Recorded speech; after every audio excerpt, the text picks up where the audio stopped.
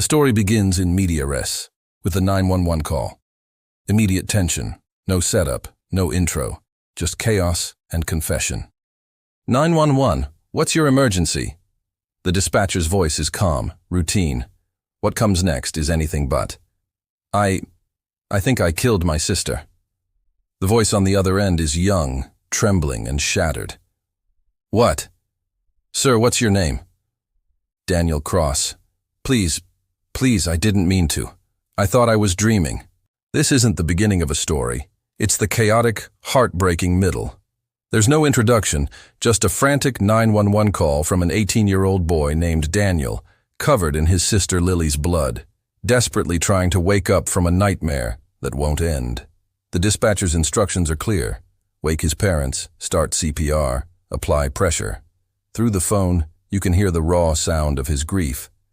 The frantic count of chest compressions, 1, 2, 3, 4, is punctuated by whispered pleas.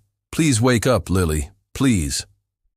When the first officers arrived at the Cross family home, they found a surreal scene. Daniel was standing outside, drenched in the cold rain, his hands shaking uncontrollably, his eyes vacant and unfocused. He kept repeating the same phrase over and over, like a mantra against the horror unfolding around him. It wasn't real. It wasn't real until I saw her bleeding. Inside, the scene was far more grim. His twin sister Lily lay on the floor, fighting for her life. The weapon? A brand new hunting knife, a gift from his father just that evening. Daniel had left it on his nightstand, right next to his bed, before falling asleep. To the police, Daniel's story sounded like a flimsy excuse, a desperate attempt to cover up a horrific act. He told them he'd gone to bed around 2 a.m. and plunged into a terrifying nightmare. He was being chased, hunted by something he couldn't see. He said he woke up with the knife in his hand and his sister on the floor. It was a story that seemed too bizarre to be true. How could a nightmare feel so real that you'd harm the person you love most? His parents, Mark and Evelyn Cross, were adamant. Their son could never have intentionally hurt his sister. They described a bond that went beyond typical siblings. As twins, Daniel and Lily were inseparable. He was her protector, her shadow. She was everything to him, his mother, Evelyn, told reporters, her voice breaking. He used to carry her backpack to school every day, even when she was fine to do it herself. He just wanted to take care of her. They couldn't reconcile the gentle, protective boy they knew with the person who made that devastating 911 call. In the sterile environment of the interrogation room, a detective tried to piece together the timeline. So Daniel, walk me through it. Daniel, now pale and withdrawn, struggled to recount the fragmented memories. I remember, I was dreaming. Something felt wrong, like I couldn't wake up. He paused, his gaze distant. Then I felt the knife. Then I saw red. Then, her eyes. His memory was a blur of dream state terror and real-world horror. And after that? The detective pressed. I called you, Daniel replied, his voice barely a whisper. I called 911. He looked at the detective, his eyes pleading for a sliver of hope, for any news that might pull him back from the edge. Please, he begged, tell me she's alive.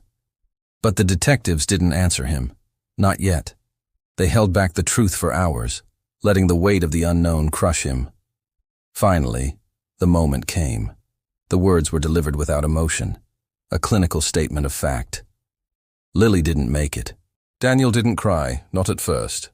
There was no outburst, no denial, just a quiet, chilling whisper that seemed to echo the finality of it all. Then I don't deserve to wake up. The investigation deepened the mystery. Prosecutors were baffled. There was no sign of a struggle, no motive they could uncover, and no history of mental illness. All they had was a boy, a knife, and a nightmare that had tragically spilled into reality. The evidence was stark and simple. This set the stage for a legal battle that would captivate the nation. The defense team built their case around a rare and controversial phenomenon, homicidal sleepwalking, or parasomnia. They brought in sleep experts who analyzed Daniel's sleep data. One specialist noted, "When I reviewed Daniel's sleep data, I found something strange. Rapid movements, erratic heart spikes, classic signs of parasomnia."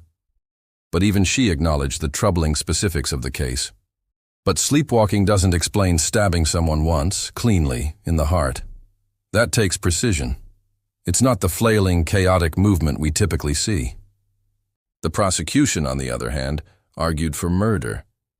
They painted a picture of a calculated act, suggesting the sleepwalking defense was a convenient fiction designed to evade responsibility. They questioned how a dream could guide a hand with such lethal accuracy. Was it possible that Daniel harbored a hidden resentment, a darkness that only emerged when the rest of the world was asleep? The case of Daniel Cross became a legal and psychological puzzle. The truth seemed to lie somewhere in the murky territory between waking and dreaming, consciousness and automation. Even now, years later, people still debate what truly happened that night in the Cross home. Was Daniel a victim of his own subconscious, a prisoner in a nightmare from which he couldn't escape? Or was he a cunning killer who nearly got away with the perfect crime? The story that began with a frantic 911 call ended with a question that hangs in the air, a question that challenges our understanding of justice and culpability. If it really was a dream, how do you punish someone who never woke up? The Daniel Cross who made that desperate call was gone, replaced by a ghost haunted by a single, inescapable memory. The call that began with the words, "I think I killed my sister," marked the end of two lives, one taken by the blade and one lost in the twilight between dream and reality. What do you think happened? Was it a tragic accident born from a medical anomaly, or was it something more sinister? Let us know your thoughts in the comments below. Thank you for watching. If you found this story compelling, please consider liking this video and subscribing to our channel for more deep dives into fascinating and mysterious cases. We'll see you next time.